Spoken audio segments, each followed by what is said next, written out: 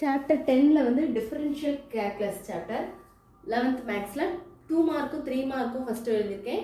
Example sum அடுத்து கீழே வந்து எக்ஸசைஸ் சம் போட்டிருக்கேன். எக்ஸாம்பிள் சம் பார்த்தீங்கன்னா 10.7 இம்பார்ட்டன்ட், 10.10, 14, 15, 10.16, 10.17, 24, 10.26, 10.31, 32 இதெல்லாமே இம்பார்ட்டண்டான சம் எக்ஸாம்பிளில்.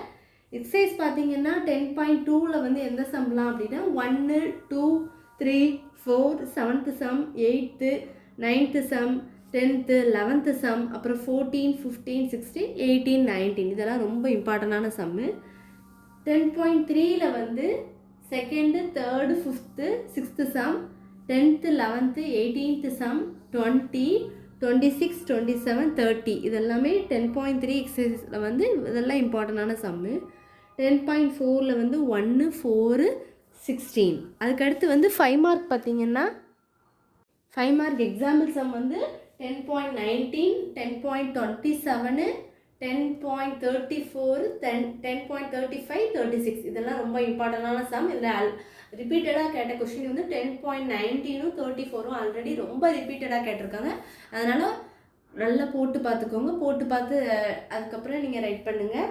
எக்ஸசைஸ் பார்த்தீங்கன்னா 10.4ல் வந்து 14, 24, 25, 26, 27, 28 இதெல்லாம் ரொம்ப இம்பார்ட்டண்டான சம்மு.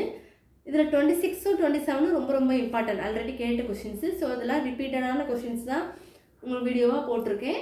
இதை நீங்கள் நோட் பண்ணி வச்சு எல்லா சம்முமே செஞ்சு பார்த்துக்கோங்க. அதுக்கப்புறம் நீங்கள் இந்த சம்லாம் இதில் கொடுக்கல. ஃபஸ்ட்டு இதான் ரொம்ப இம்பார்ட்டன்ட், வீடியோவில் போட்டிருக்க எல்லாமே இம்பார்ட்டண்டான ரிப்பீட்டட் கொஷின்ஸ் தான் போட்டிருக்கேன். இதை பார்த்துட்டு அதுக்கப்புறம் உள்ள நீங்கள் கொஷின்ஸ் எல்லாமே பாருங்கள்.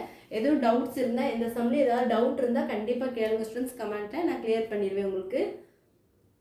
Thank you students.